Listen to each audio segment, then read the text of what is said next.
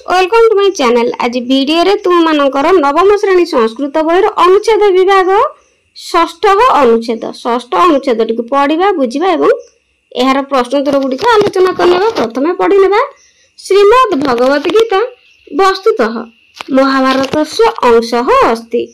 अर्जुन युद्धे आत्म्यान् विलोक्य युद्ध विमुख अभवत्। तदा भगवान श्रीकृष्ण अर्जुनम् उपदिशति स्म। भगवतः श्रीकृष्णस्य उपदेशस्य नाम श्रीमद् भगवत गीता। श्रीमद् भगवत गीता उपनिषदां सारः भवति। अत्र अनेके विषयाः वर्णिताः सन्ति। प्राधान्येन अस्यां भक्तियोगस्य ज्ञानयोगस्य कर्मयोगस्य च प्रतिपादनं कृतम्।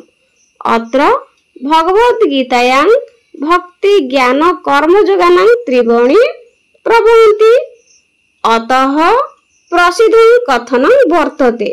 गीता सुगीता कर्तव्या किम अनेहि शास्त्र विस्तरैः।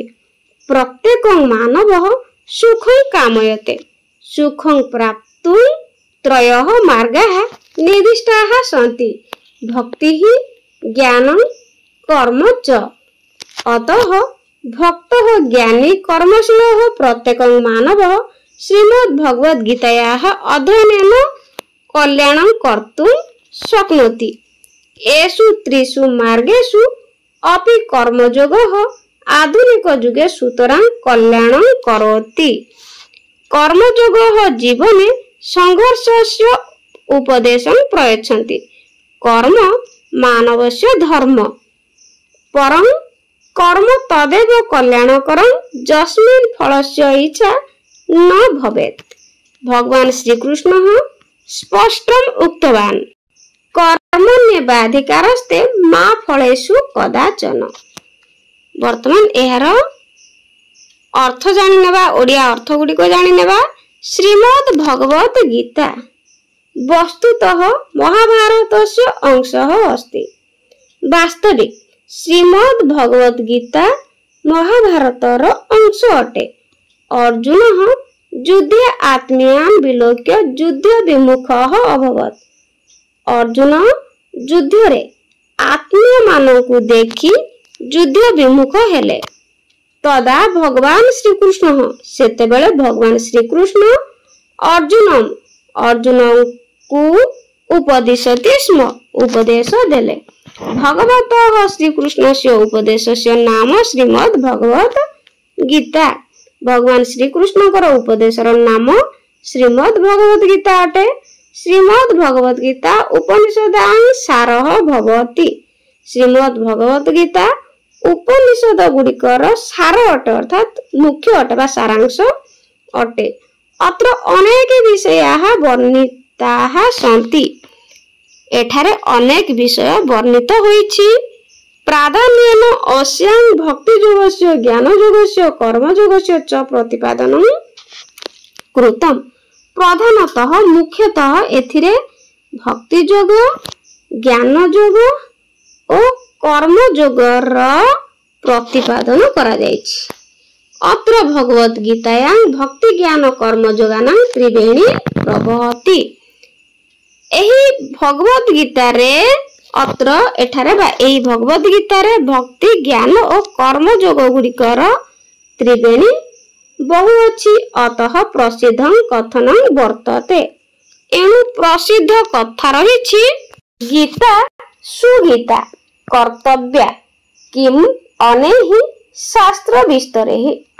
गीता को भल भाବରେ ज्ञान करिबा उचित। अन्य विस्तृत शास्त्र रे बा कौन प्रयोजन। अर्थात गीता को भल भाବରେ पाठ कले आ अन्य कौनसी शास्त्र रो प्रयोजन पड़ी न थाए। प्रत्येक मानव सुखं कामयते। प्रत्येक मनुष्य सुख कामना करे बा सुख चाहे। सुखं प्राप्तुं त्रयः मार्गाः निर्दिष्टाः सन्ति। सुख पाइबाकु हेले तीनोटी मार्ग निर्दिष्ट बा स्थिर रहिछि। सेगुड़िक हला भक्ति ज्ञान कर्म च। भक्ति योग ज्ञान योग और कर्म योग। अतः भक्त ज्ञानी कर्मशील प्रत्येक मानव श्रीमद्भगवद गीताया अध्ययन कल्याण कर्तुं शक्नोति। एणु भक्त ज्ञानी कर्मशील प्रत्येक व्यक्ति श्रीमद्भगवद गीतार अध्ययन द्वारा कल्याण करने को समर्थ।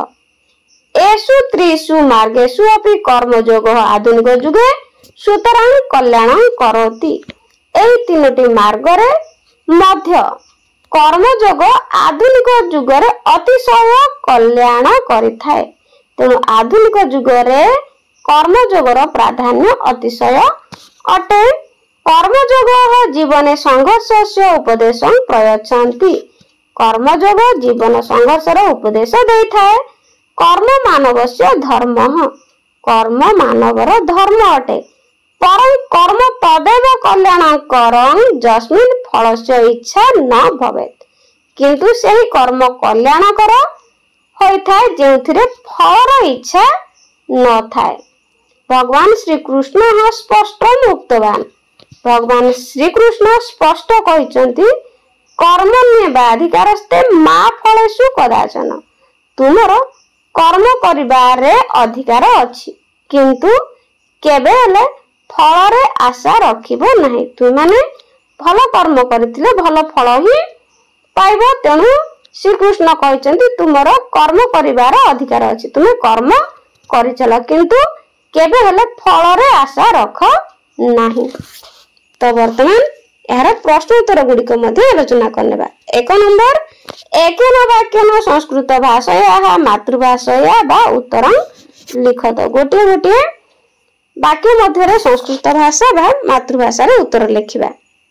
1 नंबर एकेन वाक्यन संस्कृत भाषाया मातृभाषा लिखिबा। क श्रीकृष्ण स्पष्टम किम उक्तवान। श्रीकृष्ण स्पष्ट भाव कौन कहिथिले। उत्तर श्रीकृष्ण स्पष्ट भाव कहिथिले तुमर कर्म रे अधिकार फल रे नुह। ख आधुनिक जुगे कि कल्याण करम। आधुनिक जुगे रे कौन कल्याण कर। उत्तर कर्मयोग आधुनिक जुगे कल्याण प्रद। ग गीताया का त्रिवेणी प्रवहति। गीतारे केउ त्रिवेणी प्रवाहित। उत्तर गीतारे भक्ति ज्ञान कर्मयोगर त्रिवेणी प्रवाहित हेउछि। 2 नंबर एकेन पदेन संस्कृत भाषाया मातृभाषाया बा उत्तरं लिखत। गोटे गोटे पद मध्य संस्कृत भाषा किंबा मातृभाषा उत्तर देव। क प्रत्येक जन कि काम्यते। प्रत्येक लोक कौन इच्छा करती। उत्तर सुख। प्रत्येक लोक सुख इच्छा करती। ख युद्ध अर्जुन कान दृष्ट्वा युद्ध विमुख अभवत। युद्ध रे अर्जुन काहाकु देखि युद्ध विमुख हेले। उत्तर निज लोकं को आत्मीयन। युद्ध रे अर्जुन निज लोकं को देखि युद्ध विमुख हेले। ग का उपनिषदां सारः अस्ति। उपनिषदर सार कौन। उत्तर श्रीमद् भगवत गीता उपनिषदर सार। घ कह मानवस्य धर्म। मानवर धर्म कौन। उत्तर कर्म। कर्म मानवर बड़ धर्म अटे। पिला माने वीडियो केमती लागला कमेंट रे निश्चित जणे। भल लागितला लाइक कर दबो। आज पई रहउची गॉड ब्लेस यू।